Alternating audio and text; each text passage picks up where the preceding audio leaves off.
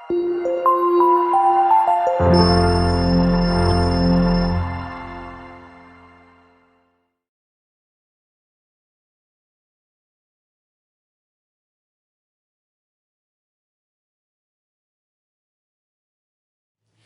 adik-adik, selamat datang di channel YouTube Belajar ala Klinik Genius. Nah, kali ini kembali lagi bersama saya, Dea Santika Rahayu, yang merupakan salah satu pengajar kimia dari bimbingan Belajar Klinik Genius. Oke, pada kesempatan kali ini kita akan membahas materi kimia, tepatnya di kelas 11, tentang termokimia. Nah, mungkin adik-adik pernah mendengar istilah termokimia atau biasanya termokimia di sini hubungannya antara suatu energi dengan reaksi kimia. Nah, seperti itu. Nah, sekarang kita akan fokus membahas tentang cara menghitung atau menentukan nilai perubahan entalpi suatu reaksi. Jadi nantinya itu ada suatu reaksi dan reaksi itu bagaimana hubungannya dengan energinya, apakah dilepaskan atau diserap. Nah, seperti itu. Nah, sebelumnya saya telah menyebutkan bahwa cara menghitung atau menentukan perubahan entalpi reaksi ini ada 4 jenis. Yang pertama itu hukum Hess. Jadi hukum Hess ini telah saya bahas di video sebelumnya. Silakan adik-adik cek dulu di daftar video yang ada di channel YouTube Belajar ala Klinik Genius.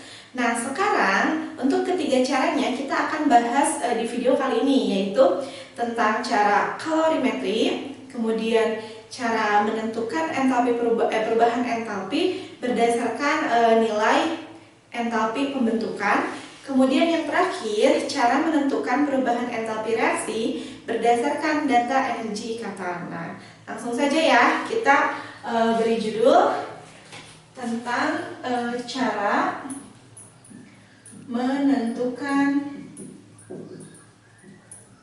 delta H reaksi. Nah, biasanya untuk penulisan delta H reaksi saya di sini menggunakan Rx gitu ya, tapi itu mah bebas, terserah adik-adik. Nah, biasanya tapi pelambangan ini umum dipakai ya. Cara yang kedua berarti yang sekarang kita akan bahas, pertama itu tentang kalorimetri. Nah, kalorimetri ini merupakan suatu percobaan metode untuk menentukan berapa banyak energi yang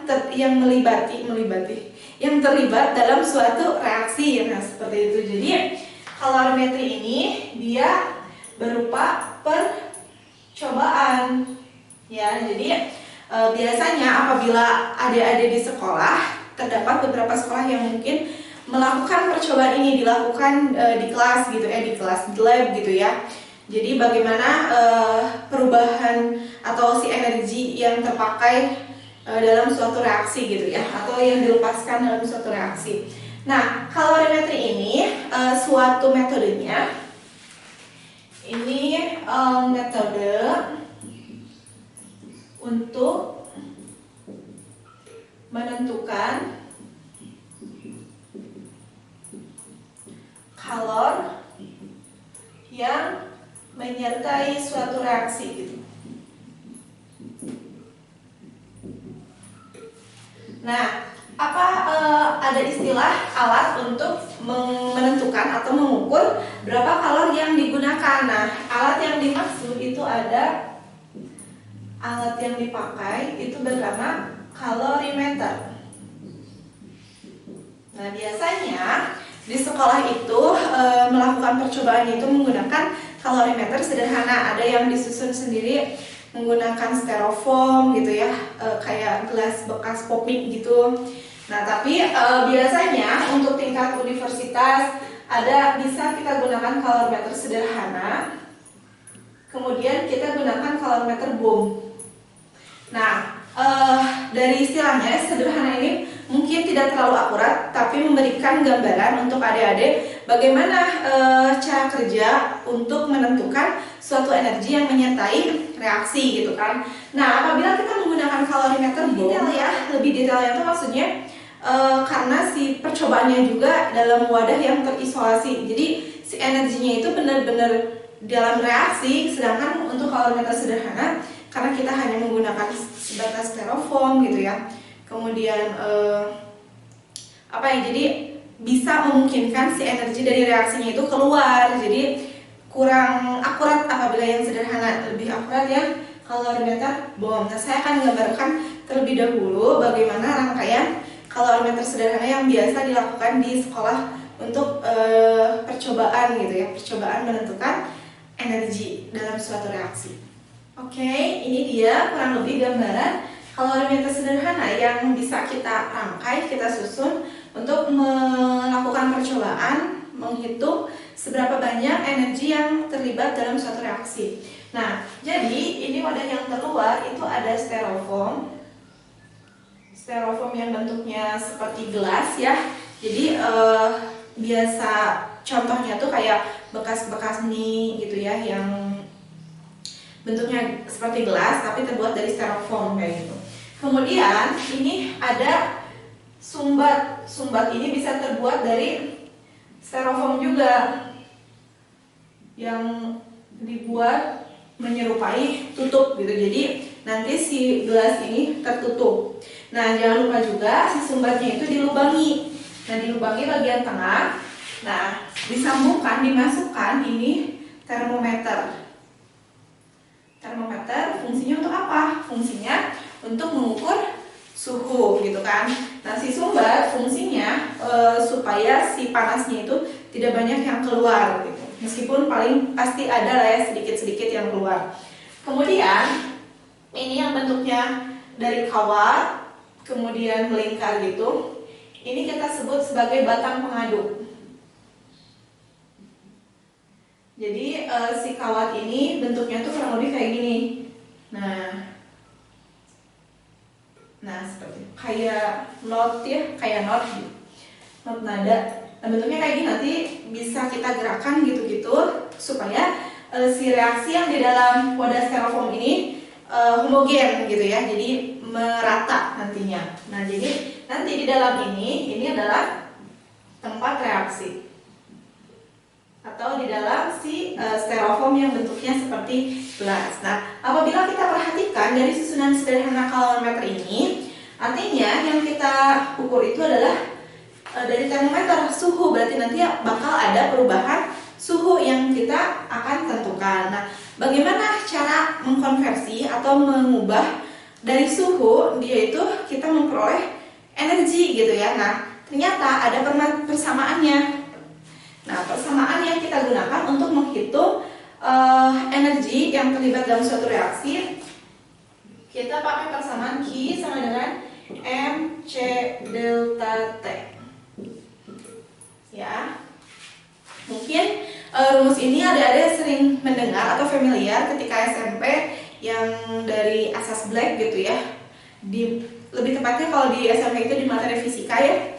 Jadi M di sini adalah massa reaksi. Nah, massa reaksi ini bisa kita persempit. Jadi apabila reaksinya antara larutan dengan larutan, berarti massa yang kita gunakan adalah massa total. Ya. Apabila yang kita gunakannya itu misalkan bukan larutan sama larutan, tapi reaksinya itu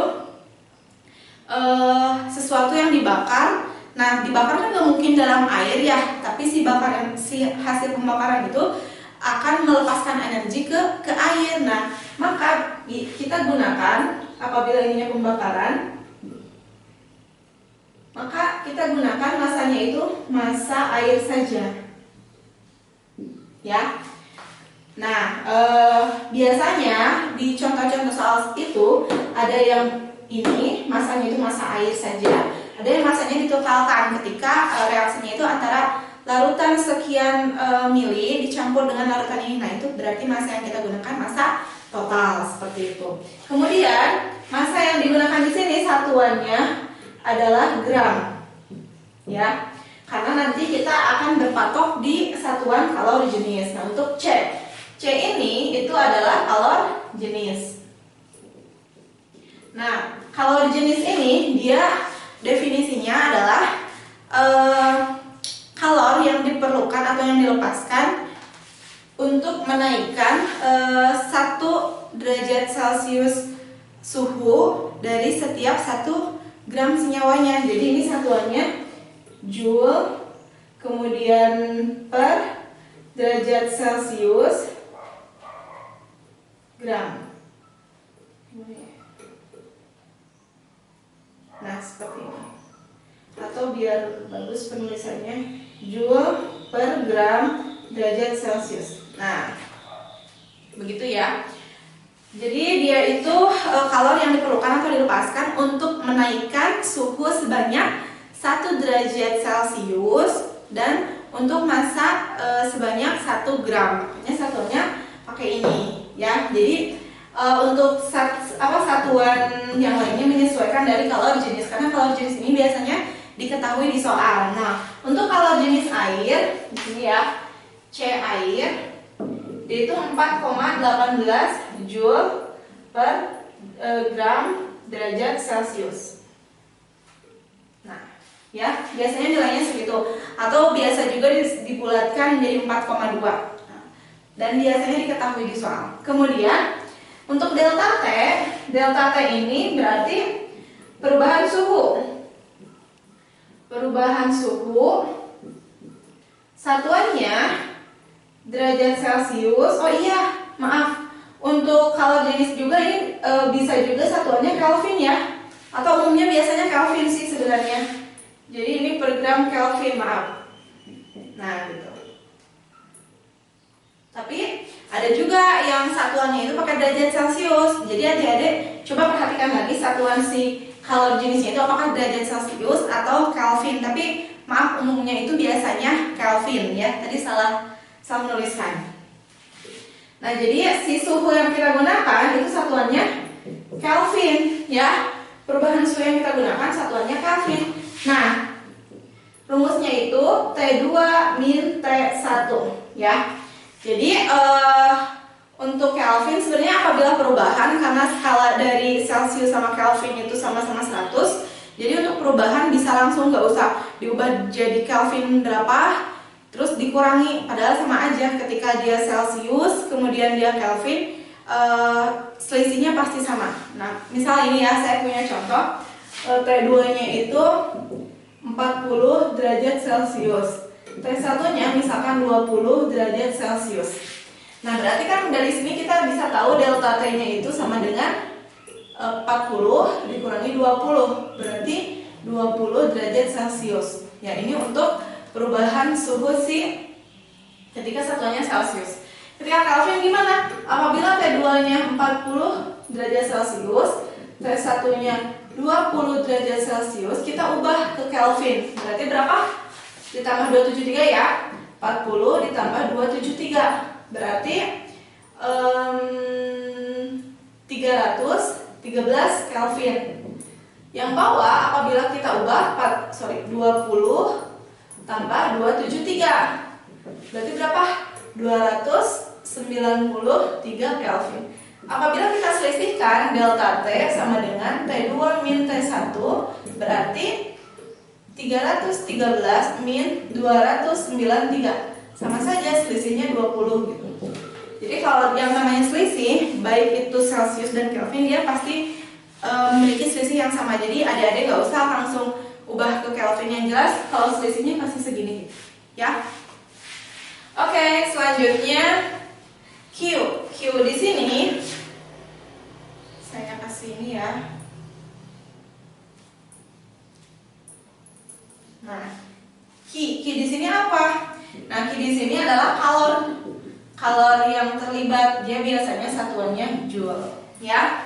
Nah, sekarang setelah ini kita ada juga persamaan lain untuk mencari energi yang terlibat dalam suatu reaksi. Itu ada Q sama dengan C dikali delta T. Kalau yang sebelumnya biasanya disebutnya Q macet gitu ya, Q macet atau Q MC delta T. So, biar ingat biasanya Q macet gitu ya. Kalau ini C delta T, apa perbedaannya? Perbedaannya apabila yang tadi, yang ini itu disebut kalori jenis. Nah, apabila ini yang disebut dengan kapasitas kalorimeter. Jadi C bedanya itu, perbedaannya di C kecil, biasanya penulisannya C kecil, ini C besar, itu disebut kapasitas kalorimeter. Nah, kapasitas kalorimeter ini dia satuannya joule per Kelvin. Jadi ini tuh kalau secara definisi adalah energi yang diperlukan atau yang dilepaskan untuk menaikkan suhu sebanyak 1 derajat Celcius. Kalau tadi ada tambahannya. Dan si masanya itu 1 gram. Kalau ini enggak, untuk menaikkan sebanyak 1 derajat Celcius atau 1 derajat sekian gitu lah. Kemudian delta T ini perubahan suhu. Sama saja sih perubahan suhu. Ini satuannya Kelvin, berarti T2 min T1 ya. Nah, sekarang untuk persamaan Q C delta T, apa perbedaannya? Nah, biasanya yang ini disebut dengan Q kalorimeter. Jadi yang ini biasanya disebut Q air, ini Q kalorimeter. Jadi ini Q kal sama dengan C delta T. Ya. Kalau yang ini Q air biasanya beberapa buku menyimpulkan bahwa itu Q air karena dari si reaksinya. Nah, apabila di soal dua-duanya terdapat ada halogenis, ada juga kapasitas kalorimeter. Jadi Q-nya itu bagaimana? Pakai yang mana? Kita gunakan Q total. Q total itu Q air ditambah Q kalorimeter. Jadi kita jumlahkan seperti itu. Nah, sedangkan apabila di soalnya itu hanya halogenis saja dan kapasitas kalorimeternya itu diabaikan, soalnya kadang rata-rata ada soal yang mengabaikan nilai kapasitas kalorimeter. Jadi kita gunakan rumus ini saja. Apabila halogenis ada, kemudian kapasitas kalorimeter juga ada, nah berarti untuk Q-nya kita gunakan Q total. Jadi kita jumlahkan Q air dengan Q kalorimeter. Nah, ini baru kilo. Nah, sedangkan dari judulnya aja kita itu ingin menentukan delta H reaksi. Jadi apa hubungannya dengan delta H reaksi? Nah, untuk delta H reaksi, hubungan dari Q adalah delta H reaksi itu min Q total per M. Jadi ada persamaan baru. Jadi sebenarnya yang kita pakai itu ini 1, 2, 3 ya, dan ini yang terakhir 4. Nah, delta H reaksi itu minus Q total per M. Nah, kenapa ada tanda minus? Karena gini. Nah, ketika si delta T-nya positif, T2-nya itu berarti kan bertambah ya suhunya, naik misalkan. Ketika delta T-nya positif, jadi ketika delta T-nya itu bernilai positif, berarti suhu naik. Kalau suhu naik artinya exo-endo. Ya, artinya dia itu exo. Sedangkan berdasarkan perhitungan delta H itu nilai Q itu selalu positif karena nilainya. Maka kita harus ubah yang tadinya positif supaya menjadi minus. Makanya kita gunakan min Q total. Ketika delta T-nya itu negatif, berarti suhunya turun. Kalau suhunya turun, berarti nilai Q-nya bakal minus. Sedangkan kan yang minus itu exo, berarti harus kita ubah ke plus gitu kan. Makanya kita tambahkan minus. Jadi ketika suhunya turun, minus kali minus jadi plus kan. Oh, berarti reaksinya endo. Sesuai. Apabila delta T-nya positif, berarti kan suhunya naik. Berarti exo seharusnya, tapi malah positif kan. Makanya kita kalikan minus supaya hasilnya negatif atau exo gitu ya. Nah, penjelasannya sebenarnya karena kan si termometer itu lingkungan gitu ya. Jadi yang kita ukur itu lingkungannya. Nah, selanjutnya itu N. N itu apa? N ini adalah mol reaksi. Jadi mol yang bereaksinya itu berapa? Nah, jadi saya ingatkan lagi, biasanya mol yang dipakai itu ada rumus gram per mr, ada juga mol sama dengan M kali V gitu. Ya, jadi kedua rumus ini yang biasa adik-adik pakai di persamaan untuk menghitung Q atau delta H dari suatu percobaan yang disebut kalorimetri. Nah, seperti itu. Jadi kalau rumus 2 ini udah sering kan di kelas 10 tentang stoikiometri. Nah, kurang lebih inilah rumus-rumus, ada 4 persamaan berarti ya yang kita gunakan untuk menghitung berapa banyak kalor yang terlibat dalam suatu reaksi. Nah, untuk contohnya saya siapkan dulu soalnya nanti kita akan bahas bersama-sama. Oke, ini dia contoh soal yang akan kita bahas bareng-bareng. Di sini apabila kita lihat jika 100 cm3 larutan NaOH 1 molar direaksikan dengan 100 cm3 HCl 1 molar, berarti saya garis bawahi ini ada data untuk larutan NaOH, kemudian ini ada data untuk HCl dalam sebuah bejana. Bejana di sini adalah wadah yang kalau tadi diibaratkan di kalorimeter sederhana itu wadah styrofoam gelasnya. Nah, kemudian ternyata suhunya naik dari 29 derajat Celcius menjadi 37,5 derajat Celcius. Nah, jika larutan dianggap sama dengan air, kalau jenisnya itu 4,2 Joule per gram Kelvin. Jadi ini ada data kalor jenis. Nah, massa jenis air 1 gram per cm3. Ini untuk massa jenis air atau rho ya. Kemudian yang terakhir ditanyakan berapa delta H netralisasinya. Jadi ini untuk entalpi penetralan. Nah, jadi kita tulis dulu, coba diketahuinya ada apa saja. Ada 100 cm3 larutan NaOH 1 molar. Kemudian 100 cm3 HCl 1 molar. Nah, delta T-nya bisa kita cari. Di sini saja ya. Delta T sama dengan T2 min T1. T2-nya itu 37,5 menjadi ya min 29. Berarti berapa? 8,5 gitu. Derajat Celcius. Tapi ketika sudah selisih, mau baik itu derajat Celcius maupun Kelvin, selisihnya pasti sama. Langsung saja ini Kelvin gitu ya. Nah, kemudian kenapa Kelvin? Karena kita di sini ada data kalor jenis. Kalor jenis C kecil itu 4,2 Joule per gram Kelvin. Jadi kalor jenis itu biasanya ada satuan gramnya. Kalau kapasitas kalorimeter satuannya itu biasanya hanya Joule per Kelvin saja. Nah, kemudian setelah itu dari sini kita dapat mencari ada massa jenis. Massa jenis itu rho. Rho-nya itu 1 gram per cm3 gitu ya. Nah, massa jenisnya ada. Nah, apa hubungannya rho? Karena kan di soal itu adanya volume, sedangkan kita mau mencari pakai persamaan Q-Macet.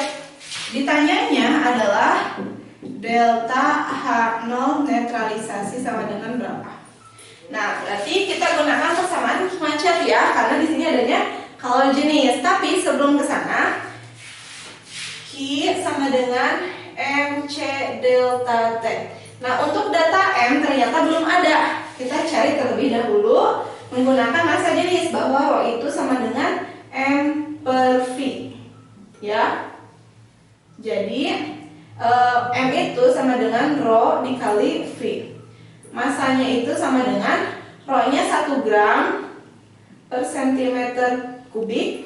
Volumenya, volume siapa? Karena reaksinya larutan dengan larutan, berarti volume yang kita gunakan adalah volume total untuk mencari massa total. Jadi 100 ditambah 100 dikali 200 cm3. Cm-nya kubiknya coret, jadi 200 gram. Ya, baru kita masukkan ke sini. 200 kali C-nya berapa? C-nya itu kalor jenis, ada 4,2 kali delta T-nya 8,5. Jadi dapat berapa? Nah, kalau berdasarkan hitungan itu 7140 Joule. Kenapa Joule satuannya? Berdasarkan satuan dari kalor jenis. Nah, sekarang kita mau mencari delta H-nya, sedangkan ini baru Q. Kita mau mencari delta H. Nah, berarti untuk mencari delta H kita gunakan min Q per M ya. Jadi kita gunakan persamaan itu. Yang ini ya. Nah,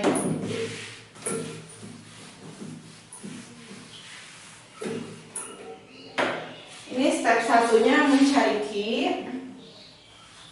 Step 2 kita gunakan persamaan delta H sama dengan min Q per N ya.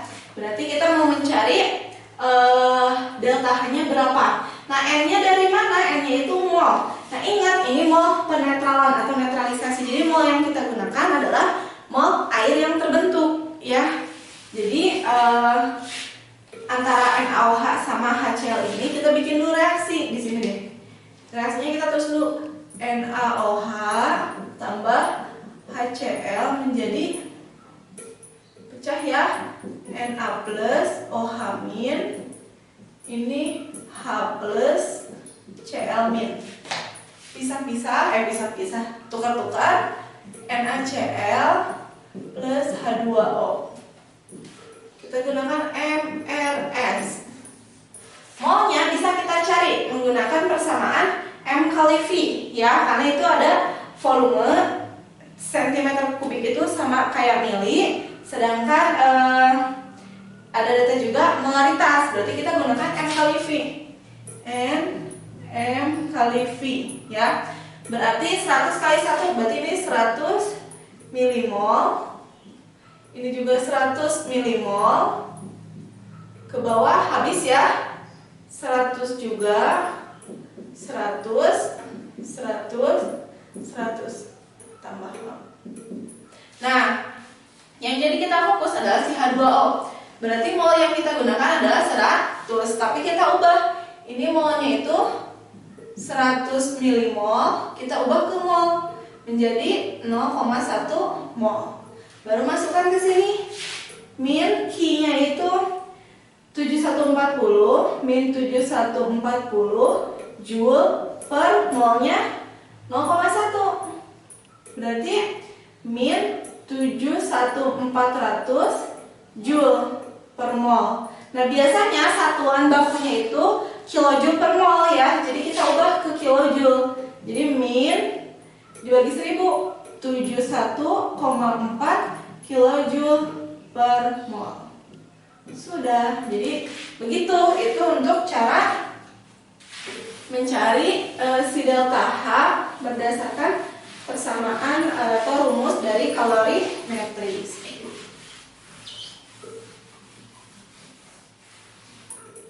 Nah, cukup mudah ya. Jadi ada 2 step. Kita cari dulu Q, apakah pakai rumus QMC delta T atau QC delta T. Jadi sebenarnya itu sama saja. Apabila MC delta T itu ketika datanya kalori jenis, apabila kita gunakan C delta T berarti itu datanya kapasitas kalorimeter. Nah, apabila dua-duanya ada di soal, berarti kita gunakan dua-duanya dan kita cari Q totalnya. Nah, di soal ini kebetulan si kapasitas kalorimeternya itu diabaikan, jadi tidak diketahui di soal. Jadi kita gunakan persamaan Q macet saja, baru masukkan ke delta H sama dengan minus Q per N, ya. Nah, untuk molnya di sini karena reaksinya penetralan asam basa, jadi mol yang digunakannya itu mol si air berdasarkan definisi entalpi penetralan yang telah saya jelaskan di part sebelumnya atau di video-video sebelumnya ya, tentang jenis-jenis delta H gitu ya. Nah, selanjutnya untuk jenis soal yang lain, nanti tipe soal tentang materi ini kita akan bahas di akhir ya, di bab pembahasan soal untuk bab termokimia gitu ya, latihan soal untuk bab termokimia. Nah, kita lanjutkan dulu ke cara selanjutnya, cara yang ketiga. Itu delta H0 reaksi berdasarkan data delta H0F. Nah, data delta H0F itu maksudnya apa? Nah, ini tuh nanti di soalnya biasanya diketahui data delta H0F atau entalpi pembentukan. Nah, baru kita diminta untuk menghitung delta H reaksi. Jadi sebenarnya untuk mencari delta H reaksi ini bergantung pada di soalnya itu diketahuinya data apa gitu ya. Nah, kemudian setelah ini kita gunakan untuk bagian ini kita gunakan persamaan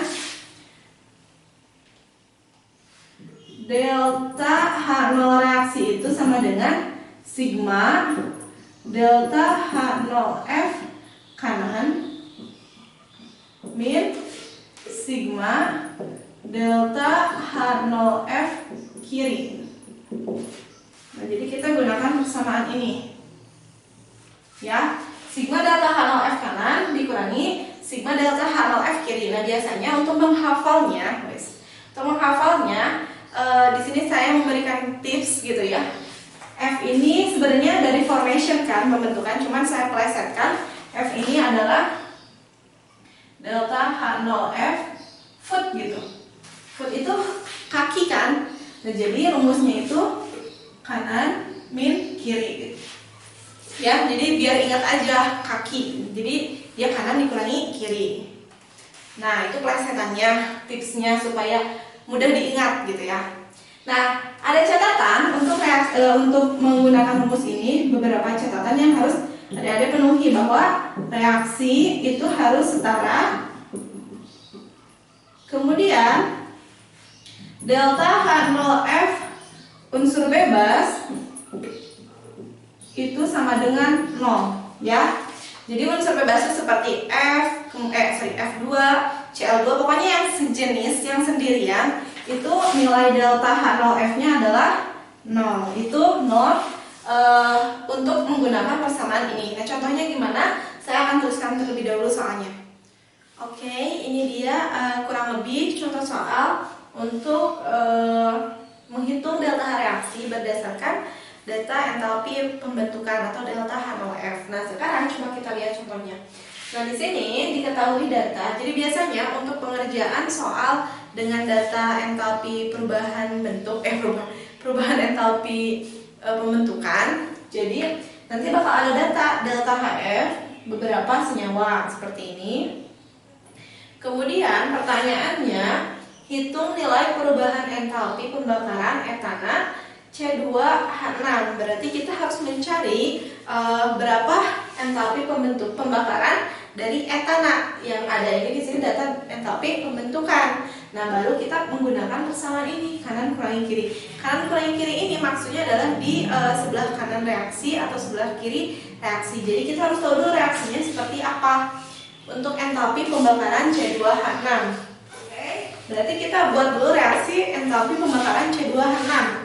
C2H6 dibakar berarti plus O2 menjadi CO2 dan H2O ya. Nah, sekarang kita untuk mengerjakan soal menggunakan persamaan ini, tadi notnya itu reaksinya harus setara. Kemudian delta HF unsur bebas nilainya 0. Berarti kita setarakan dulu reaksinya.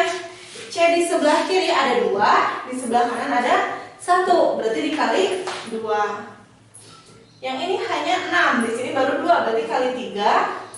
Kemudian O-nya di kiri 2, di kanan 2 kali 2, 4, ditambah 3 kali 1, 3, berarti ada 7. Artinya ini ditambah 7/2. Nah, yang dimaksud kanan kiri, ini sebelah kanan, ini sebelah kiri.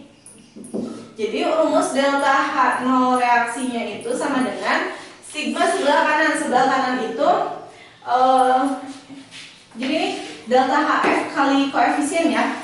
Di kanan itu ada CO2 sebanyak 2, berarti 2 dikali CO2 ditambah 3 dikali H2O kurangi di kirinya ada C2H6, 1 ya dikali 1, kemudian ditambah 7/2 dikali O2. Masukkan angkanya. Delta HF-nya ada di soal. CO2-nya berapa? CO2 itu min 394. 2 dikali min 394 tambah 3 kali min 24 sorry, dikurangi C2H6-nya min 85 ditambah O2 nggak ada di soal. Kenapa? Karena O2 itu merupakan unsur bebas, karena kan dia sendiri, sejenis gitu kan, O saja. Kalau unsur bebas nilainya 0 ya. Dah, baru kita masukkan 2 kali min 3, 94 berapa? Min 788 tambah 3 kali min 242 itu min 726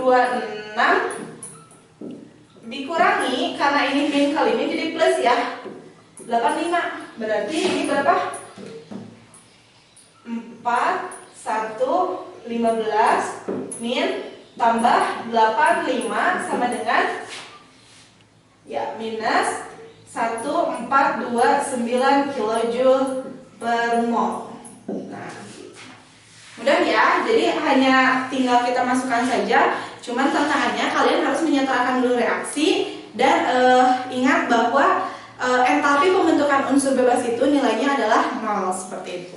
Nah, sekarang kita lanjutkan ke cara yang terakhir. Cara yang terakhir itu dia menghitung delta H0 reaksi berdasarkan data energi ikatan. Nah, gitu.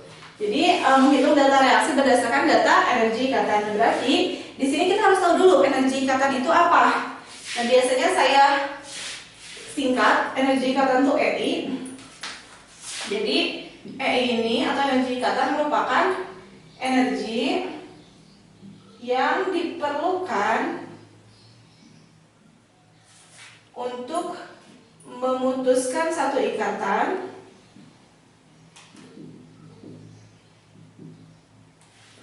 senyawa gas sebanyak 1 mol. Jadi definisinya itu energi yang diperlukan untuk memutuskan satu ikatan senyawa dalam wujud gas. Si senyawanya wujud gas, kemudian dia sebanyak 1 mol. Nah, EI ini hampir sama dengan delta H0 atomisasi. Atomisasi di sini juga sama, yaitu energi yang diperlukan untuk membuat si senyawa mengubah senyawa menjadi atom-atomnya gitu ya. Jadi ini hampir mirip. Jadi kalau di soal ada data delta H atomisasi itu juga sama kayak energi ikatan kayak gitu. Nah, persamaan yang kita gunakan di sini itu delta H0 reaksi sama dengan sigma energi ikatan kiri kurangi sigma energi ikatan kanan. Nah, jadi di sini adik-adik harus mengetahui ada berapa jumlah ikatan di kiri dan ada berapa jumlah ikatan di kanan. Seperti biasa dengan not bahwa reaksinya harus setara. Ya. Gitu. Nah, bagaimana contoh soalnya? Saya siapkan dulu contoh soal untuk menghitung entalpi reaksi berdasarkan energi ikatan. Nah, ini dia contoh soal untuk mengerjakan menghitung perubahan entalpi reaksi berdasarkan data energi ikatan. Jadi tadi kan definisi energi ikatan itu energi yang diperlukan untuk memecah suatu ikatan senyawa dalam bentuk gas sebanyak 1 mol. Nah, jadi di sini biasanya nilai energi ikatan itu plus karena dia endotherm atau menyerap atau memerlukan energi untuk memecahnya. Nah, jadi biasanya cara mengerjakan biasanya kita tahu pakai rumus itu tuh di soal ada nggak data energi ikatan. Kalau seperti ini ada energi ikatan, ada list datanya. Nah, sekarang dasarnya entalpi reaksi, kita mau mencari entalpi reaksi dari persamaan ini. Nah, tantangan dari penghitungan berdasarkan energi ikatan ini, adik-adik harus bisa menggambarkan bagaimana jenis ikatan yang ada dalam suatu reaksi tersebut. Jadi dan harus disetarakan juga reaksinya. Jadi kalau kita lihat di sini sebenarnya kalau reaksi C-nya 2 sudah, Cl sudah, hanya 5, ini 5. Udah setara. Nah, masalahnya kita harus tahu ada ikatan apa saja. Nah, ini sebenarnya berhubungan juga dengan materi hidrokarbon untuk reaksi ini. Jadi, kita gambarkan strukturnya. Untuk CH2 itu berarti ada C, rangkap 2 C, kemudian ada H di sini sebanyak 2. Nah, seperti itu. Karena kan C-nya tangannya 4. Kemudian HCl. H strip Cl di kanan itu ada C tingkat H3, H, kemudian C tingkat H2 dan ada Cl begitu. Ya, kurang lebih gambarannya seperti ini. Nah, baru kita list di kiri itu ada energi apa? Ikatan apa? Di kanan juga ada ikatan seperti apa. Dan jangan lupa ketukar rumusnya. Kalau di energi ikatan rumusnya kiri dikurangi kanan, sedangkan di entalpi pembentukan makanya saya supaya nggak ketukar, ingat aja pembentukan tuh formation foot gitu ya. Foot itu kaki, kanan kurangi kiri, berarti di sini kiri kurangi kanan. Coba cek di kiri ada ikatan apa saja. Di kiri itu ternyata ada ikatan yang pertama C dengan H sebanyak 1, 2, 3, 4. Berarti ada 4 ikatan CH. Kemudian C dengan C lagi, tapi rangkap 2. Kemudian H dengan Cl, H strip Cl. Di kanan ada ikatan apa saja? Di kanan itu ada C dengan H sebanyak 1, 2, 3, 4, 5. CH sebanyak 5. Kemudian C dengan C, kemudian C dengan Cl. Nah, apabila ada yang sama di kanan dan di kiri, boleh kita coret karena itu hasil pengurangan. Jadi ini kan 4, kita coret habis, ini bersisa 1 gitu. Ya, baru kita masukkan delta H0 reaksi. Di kiri itu ada C rangkap 2C, nilainya berapa? C rangkap 2C itu 609 ditambah HCl itu 426 kurangi. Ini dicoret supaya nanti perhitungannya tidak terlalu besar. Jadi biar angkanya nggak kegedean gitu ya. Kemudian di kanan itu ada CH. CH itu 412 tambah CC itu 345 tambah CCl itu 326. Baru kita hitung seperti biasa matematiknya gitu ya. Jadi di sini ada 5, 3, 10. Kemudian dikurangi 2, 5, 7, 6, 3, 2, 6, 2, 8, 4, 3, 7, 3, 10. Berarti nilainya adalah minus 50, minus berapa? 5 kurangi 3, 2. Kemudian ya